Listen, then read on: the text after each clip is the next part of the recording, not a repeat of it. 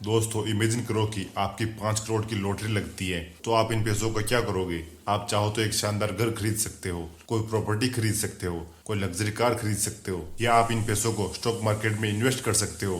पर एक इंसान ने वॉरेन बफेट के साथ लंच करने के लिए 4.5 करोड़ रुपए पे किए। आप सोच रहे होंगे कि यह तरीका सही नहीं है अपने पैसे खर्च करने का, पर उस आदमी ने कहा कि ये 4 करोड़ उसकी जिंदगी का बेस्ट इन्वेस्टमेंट रहा है। दोस्तों हम बात कर रहे हैं मोनिस पोबराई की, जो पिछले 20 सालों से 25% का कंपाउंड इंटरेस्ट कमाते आ रहे हैं, जो कि अपने आप में एक रिकॉर्ड है, क्योंकि यह उन्होंने अमेरिका में रहकर किया है।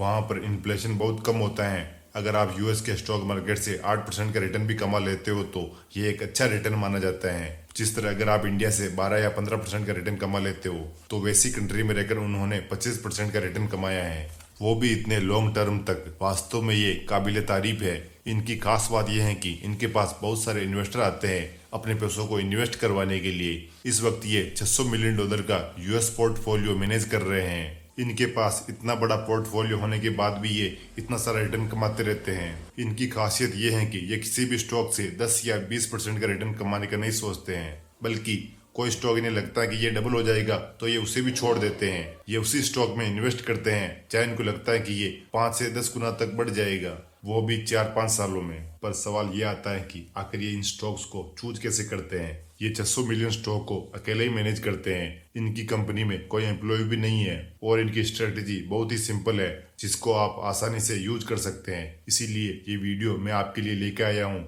तो इसके लिए हमें मोनिस पोबराई की स्टोरी को समझना होगा। मोनिस लोअर क्लास फैमिली में पैदा हुए थे। वैसे तो उनके फादर बिजनेसमैन थे, पर उनका बिजनेस ज्यादा चलता नहीं था। वो हर महीने नया बिजनेस स्टार्ट करते थे। इसकी वजह से वो फाइनेंशियल ट्रबल फेस कर रहे थे। कई बार ऐसा होता था उनके पास खाने के पैसे भी नहीं होते थे। और मोनिस पढ़ाई में एवरेज स्टूडेंट नहीं, सबसे लास्ट में आते थे। लेकिन एक बार उनके टीचर ने उनसे कहा कि तुम पढ़ाई में ध्यान क्यों नहीं देते, तुम्हारा आईक्यू तो अच्छा है। उसके बाद मोनिस स्पेशल फील करने लगे। उन्होंने अपनी स्कूल की पढ़ाई पूरी की और अमेरिका की यूनिवर्सिटी में पढ़ने चले गए। वहां से कंप्यूटर साइंस की डिग्री ली और अपना बिजनेस स्टार्ट कर लिया। लेकिन उनका बिजनेस भी नहीं चल रहा था। तब उन्होंने रियलाइज किया कि बिजनेस स्टार्ट करना आसान है, पर उसे सक्सेसफुली रन करना बहुत ही मुश्किल काम है, जो हर किसी की बस की बात नहीं है। उसके लिए आपको हमेशा नया सीखना रहना होता है। तब उन्होंने डिसाइड किया कि वह सक्सेसफुल बिजनेसमैन और इन्वेस्टर्स के बारे में पढ़ेंगे कि लोग अपने इतने बड़े बिजनेस को मैनेज कैसे करते हैं। तब वो एक दिन वॉरेन बफेट के बारे में पढ़ रहे थे। तब उन्हें पता चला कि वॉरेन बफेट इतने सालों से सक्सेसफुली इन्वेस्ट करते भी आ रहे हैं और उन बिजनेस को रन भी करते आ रहे हैं। कुछ बिजनेस तो ऐसे थे जो डूब रहे थे, उनको वॉरेन बफेट ने सक्सेसफुल बना दिया। फिर मोनिस पोबराय ने वॉरेन बफेट को लेटर लिखा कि वो उनके लिए काम करना चाहते हैं। वो उनसे कोई सैलरी भी नहीं लेंगे, वह उनसे सीखना चाहते हैं और वॉरेन बफेट उनसे जो भी काम करवाएंगे वो करने के लिए तैयार हैं। पर वॉरेन बफेट ने उनकी यह रिक्वेस्ट रिजेक्ट कर दी। तो मोनिस ने यहाँ पर हार नहीं मानी। उन्होंने वॉरेन बफेट की फेमस बायोग्राफी रीड कर ली और उनकी इन्वेस्टिंग स्ट्रेटेजी और पोर्टफोलियो की स्टडी करी, यह समझने के लिए कि आज वो इतने सक्सेसफुल कैसे हैं। वॉरेन बफेट ने एक पार्टनरशिप फर्म खोली तो मोनिस ने भी इसे कॉपी कर लिया।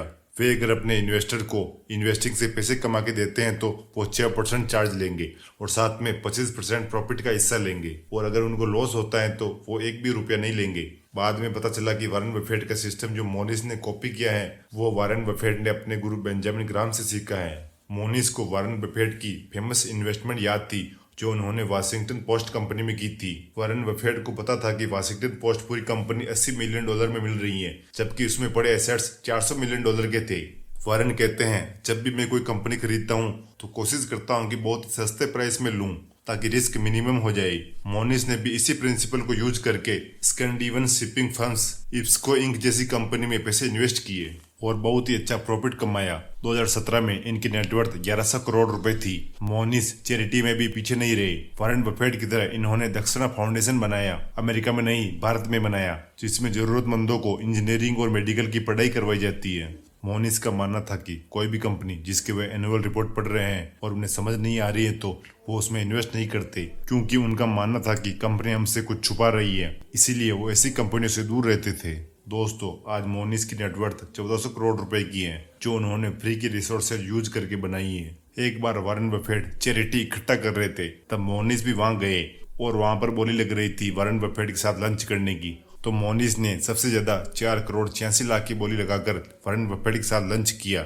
इसमें उन्होंने वॉरेन बफेट से स्टॉक्स के बारे में विस्तार से चर्चा की और फ्यूचर अपॉर्चुनिटी के बारे में भी बात करी। सबसे अच्छी बात जो मोनीस को वॉरेन की लगी वो ये थी, हमेशा खुद की नजरों में अच्छे बनने की कोशिश करो। क्या तुम ऐसे इंसान बनना चाहते हो जो बहुत बुरा इंसान है लेकिन दुनिया उसे अच्छा मानती है, या फिर एक केयरिंग इंसान बनना चाहते हो जिसे दुनिया बुरा मानती है? इसीलिए खुद की नजरों में अच्छा बनो। मोनीस बोलते हैं कि ये 4,86,00,000 मेरी तरफ से गुरु दक्षिणा थी, क्योंकि वॉरेन बफेट को वो गुरु मानते हैं। दोस्तों, इस वीडियो में हमने मोनीस की इन्वेस्टिंग स्ट्रेटेजी के बारे में देखा। उनकी मेन फिलोसॉफी ये है कि बेस्ट आदमी को कम्प्लीटली फॉलो कर लो, और उन्होंने वॉरेन की इन्वेस्टिंग स्टाइल ही नहीं बल्कि उनके लिविंग स्टाइल को भी कॉपी किया। उन्होंने वॉरेन से 4 प्रिंसिपल सीखे।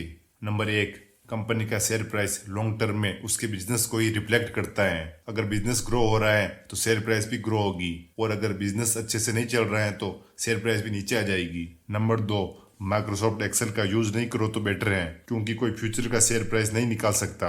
अगर डेटा बहुत ज्यादा क्लियर नहीं है, अगर हमें साफ साफ पता नहीं चल रहा है कि ये शेयर सस्ते में मिल रहा है या नहीं, तो उस कंपनी के शेयर ना खरीदना ही बेहतर है। अगर किसी कंपनी की फाइनेंशियल स्टेटमेंट हमें समझ नहीं आ रही है तो उसमें इन्वेस्ट ना ही करो तो बेटर है। Number 4, patience. जब तक अच्छी कंपनी सस्ते प्राइस पर ना मिले तब तक उसके शेयर ना खरीदो। वॉरेन बफेट ने 1970 से 1972 तक किसी भी कंपनी में इन्वेस्ट नहीं किया था, क्योंकि उन्हें ऐसी कंपनी नहीं मिल रही थी जिसमें वो इन्वेस्ट कर सके। दोस्तों, आज की वीडियो में बस इतना ही। उम्मीद है आपको वीडियो पसंद आई होगी। वीडियो अच्छी लगी तो वीडियो को लाइक करें, चैनल को सब्सक्राइब करें। Thank you.